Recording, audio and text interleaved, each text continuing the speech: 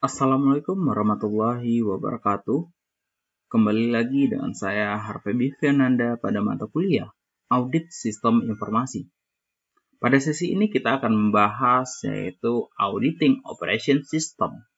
Sistem operasi adalah program kontrol komputer. Ini memungkinkan pengguna dan aplikasinya untuk berbagi dan mengakses resource komputer yang umum, seperti prosesor, main memori, database, dan printer. Jika integritas sistem operasi terganggu, maka kontrol dalam aplikasi akan dinetralkan, karena sistem operasi adalah umum untuk semua pengguna. Semakin besar fasilitas komputer, tentunya semakin besar skala potensi kerusakan.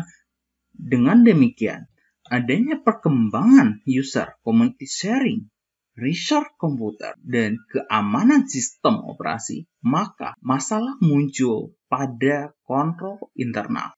Pada komputer auditing, ada beberapa hal yang menjadi penyalahgunaan pada komputer. Seperti contoh, itu adalah sebuah kebocoran informasi rahasia yang dilakukan oleh beberapa oknum. Dan kemudian, tidak tersedianya sistem teknologi informasi utamanya. Nah, kemudian juga ada modifikasi sistem teknologi informasi yang tidak sah. Kemudian juga ada pencurian perangkat keras dan perangkat lunak, pencurian file dan data tanpa izin, dan penggunaan resource teknologi informasi untuk penggunaan pribadi. Permasalahan pada audit komputer. Yang pertama ada teknologi yang terus berkembang. Nah, kemudian teknologi informasi ini dapat berupa black box dan attack yang mungkin tidak terlihat oleh auditor. Kemudian juga permasalahannya pada auditor kurang memiliki keterampilan pada IT. Data juga sulit diakses oleh auditor. Log komputer dan audit trial mungkin tidak lengkap. Dan kemudian juga online system real time dapat menyebabkan fraud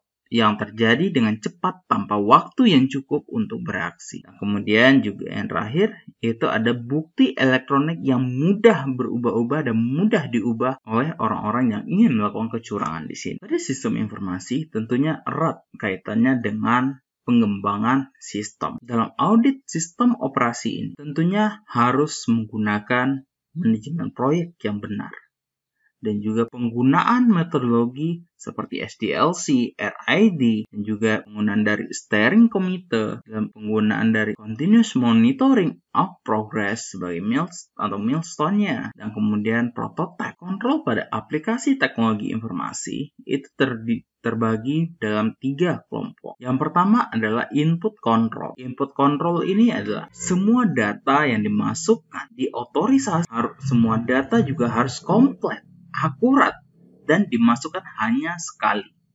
Itu yang harus dikontrol dalam proses input.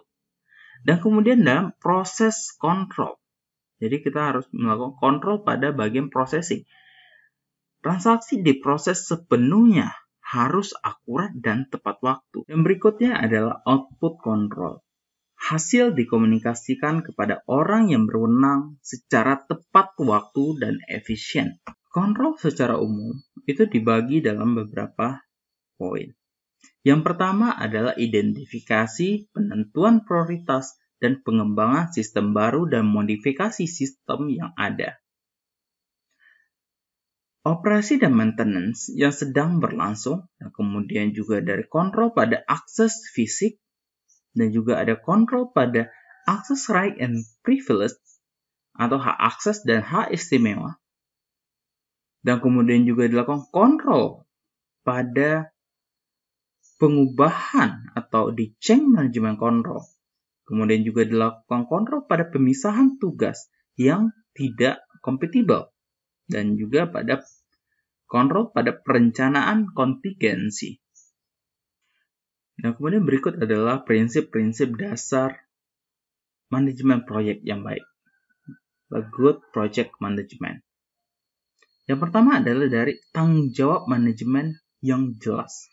Untuk tanggung jawab manajemen itu harus jelas, dan kemudian ruang lingkup dan tujuan juga harus jelas.